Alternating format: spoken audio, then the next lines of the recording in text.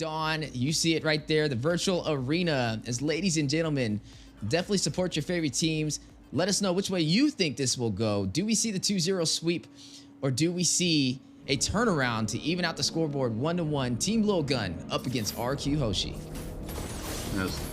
Typical start on the mid lane here. Farm is trying to burst down the minions and takes as much souls as possible and succeeding in this kind of things. Kaja staying on the mid lane, just showing up the enemy heroes. Is he going to work on the Tamus here? But Tamus is pushing the wave and going to not going to the mid lane. He's trying to get the jungle minion, but like, you know, the typical start. You know, it's funny. This is the first time I've seen a Thomas go up against a CC. So I'm going to be paying very close attention to that bot side. But already some early aggression from Team LILGUN. Massive damage. Lancelot with Thorn Rose is going to rush in. One more hit. Zara finds Bruce. But Octa very low as well. We'll get a double kill. Down goes Octa. Team LILGUN. A possible secret weapon with the Martis pickup. We talked about how much potential he provides in the early game, and 2 kills before the 2-minute mark.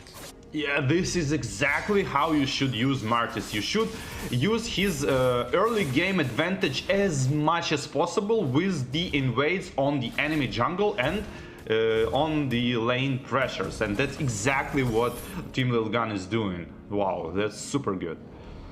Yeah, this is definitely a different story that we've seen in game number 1. I mean, some early aggression is going to work in their favor. With Martis picking up 2 kills, he's definitely going to be ahead of Irad on the Lancelot. We are seeing this turtle spawn in the next 2 seconds, and you're already seeing Zara with the game plan to take this. He didn't have the best match with the Barat, but it's looking like a different story for him this time around. Yeah, but it's like too early to judge, like, you know, but it's a good start to like 1.5k gold lead already and working on that turtle. Ooh, and some now extra kills. Kill. Yeah, decimation. He's being punished for his curiosity. Yeah, and Curiosity killed the cat, and Zara killed 3 cats so far. 3-0. This time killed the bird. Curiosity killed the bird. That is true, because I do have that Kaja. And speaking of the bird, Kaja, Bruce, that's 2 deaths that he's had so far. Definitely need to play a little bit more passive, especially being the roamer. He's kind of opening up the opportunity for Team LILGUN to have a massive advantage in the early phase. Yeah, but this Lancelot is still dangerous, even though he's kind of in a disadvantage here, level 5 against almost level 7, and but still trying to fight for it, and this is pretty good to see. And now he's going to pay for this, like trying to steal. I mean, trying to not give the steal of this Ursa to the Martis, but being punished for that. Team LILGUN seems like they reloaded. Yeah, and you're going to see Bruce off screen. He's going to catch Baybex. That's going to be the first kill for RRQ HOSHI. Irad finding his first death of the game. That is going to go over to Ethan on the Ruby. 4-1 lead, 3-kill lead for the side of Team LILGUN, and now up by 2,000 gold. Some of those items popping up on the board as well, as you are seeing the Hunter Strike scythe be picked up from the Martis for that additional pin and mobility, already being such an early aggressive jungler. But look on the farm table, the Beatrix is dominating actually Ixia with that quite good gold lead at this point, and there's going to be a deciding factor, the fight, when Beatrix is going to join the fight and maybe burst somebody. Yeah, you see Baybex did pick up that Corrosion Scythe, so it'll be a little bit of slow alongside the Thomas. On top of that, looks like Skylar is going for that Blade of Despair. I mean, I did see a Legion Sword over there, so that may be possibly what he's trying to build up. It's going to be a little bit of a higher pricey item to be able to pull off, but once he gets it, it'll definitely deal some massive physical damage. Next turtle has been spawned in, though, and it looks like Zara is going to go in for it. He was able to take the last one and get a kill on top of it, and it looks like RRQ HOSHI won't be able to contest. Yeah, they absolutely won't be able to contest, and the red buff is probably going to be pressured as well. I want to mention a good dodge, the Ruby's ultimate on the Lancelot second skill, but didn't quite result anything.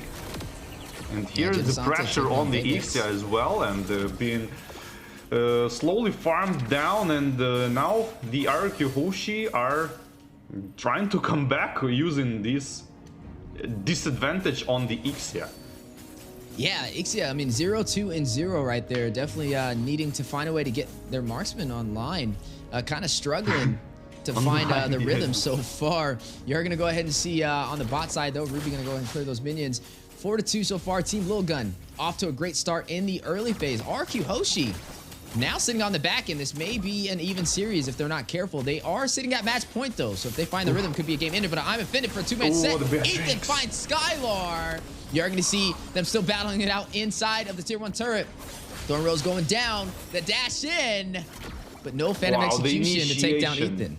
Ethan initiation is so good, just like Cho last game. He's kind of vengeance, having his vengeance on this one. But prioritizing the most important target, which is Beatrix, ulting plus flicker and immediately follow up with all his team. And this is a bad news for RRQ HOSHI might be. Zara able to take down Bruce, almost able to get another. The Nether Realm as a saving grace, keeping Genesante alive right there. But you're looking at Zara with a really good start. 4, 0, and 2 on the Martis. Yeah, that's exactly what you want to see on the Martis. And let's see it. But as you mentioned, Ixia need to start to play with the gold, and she need to farm a lot because it's the only side of the Team LILGUN is not matching with the other one, is the Ixia. Need to start farming, otherwise this domination not gonna be there for a long time, because it will be a point when Ixia need to like one-shot people with her ultimate. Yeah, you're looking at a 4,000 gold lead so far for the side of Team LILGUN, and that's increasing the further we go inside of this game. RRQ HOSHI need to find a way to pump the brakes on their momentum right now, as you're going to see Zara take the next turtle with little to no contest, giving them a massive XP boost right now, which means when it comes to these team fights, you're going to see Team LILGUN just do a little bit better, especially with Zara, with how much he already has on his plate, sitting at 5,700 gold, highest gold in this game for their jungler. Beatrix right behind him at 53, though. Definitely ahead of the Ixia, who's having a little bit of a harder time getting online. But you are seeing the battle, the invasion over the purple buff. Zara going in for it. Irad not going to be able to... no, he looks like he was able to get it with his Retribution right at the last second. Yeah, and the Beatrix is pushing, split pushing the wave and immediately TPing back. This is like exactly what she should do in this position of not power. No position of power here from RRQ HOSHI, but if they manage to hold up for like 6-7 minutes additional, I mean not 6-7 minutes, I mean basically it's one fight. If Team LILGUN lose one fight, they might come back here, but we'll see. Yeah, as the battle on the way. Siege for the tier 2 turn, the proxy of the lane. Massive damage goes out. Forbit takes down Zara, gets another, finds Skylar. And now we'll be able to take this tier 2 turret on the bot side. But in the mid lane, pay attention to Irad, trying to go in, trying to find a trade. Bebex will find a turret off screen as well. That's exactly what they are doing in terms of like aggressive defense, like, you know, they Team LILGUN killing RRQ HOSHI people, but the Lancelot trying to even that out and like split push, defend, don't let them get the objectives because of that kills, and yeah, that's the right thing to do, to kind of drag the game a little bit, hold it for more minutes. Yeah, and right now, RRQ HOSHI trying to hold off Team LILGUN from claiming even more real estate on today's match. Off to a great start with a 6-kill lead and also up by 5,000 gold as this Lord spawns in. So far, we haven't been able to see Team RRQ HOSHI be able to take any of these neutral objectives. Team LILGUN just getting everything they came for, not asking any questions, and just handling their business at every stage of the early game. Can we see RRQ HOSHI turn this around? Divine Judgment goes out. Skylar gets the kill, takes down Forbid. We just talked about this. The Kaja being the counter for the Lilia. Oh, and the Lord is being contested probably. Lancelot is kind of far away, and the second skill with the Retribution gonna steal the Lord. It was so like, I can saw it from the far away, like, you know, he's like, oh, there's Lord there. Let me try to steal it. And like, and just took it. Skylar, though, on the chase, he wants Zara. You are going to see Aizen try and kite him. A little bit of an overextension, and Aizen will be able to get the kill, but Abraham will shut down Zara. Phantom execution in. Thorn Rose connecting Bebex. 15% HP, will make his way back into the tier 2 turret. And now the Lord intact, making his way down the mid lane. And you're looking at RRQ HOSHI turning this game around. Team LILGUN now on the defense. Aizen very low, forced to go back. Forbid may not be able to get out of there. You're going to see Arad going in, trying to get the kill. Not able to close the distance on Aizen as he makes his way back to the base, and down goes the Lord. Ethan was a little bit hesitating with his ultimate because he cashed Lancelot with his second skill and he should ult immediately afterwards, but he ulted like a little bit longer, so it opens up a window for the Lancelot to dodge with the second skill, and that's exactly what he did. Yeah, you see, he was definitely on the chase. It was funny watching Skylar trying to chase down a kill, getting punished over there by Aizen, and then the same thing with Irad trying to find Aizen on his way out. Neither side able to kind of close that distance. But so far, 10-5. Even though RRQ HOSHI is behind in kills, they are now leading the way in terms of turrets, and the gold has almost equalized for both sides. Team LILGUN up by 1,000, but in terms of map control, it is now favoring RRQ HOSHI. Yeah, I absolutely agree with this one. I'm just wondering why Team LILGUN keep doing the same mistake. Like, they not focusing the heroes. They like going for these like 50-50 lords. I don't know.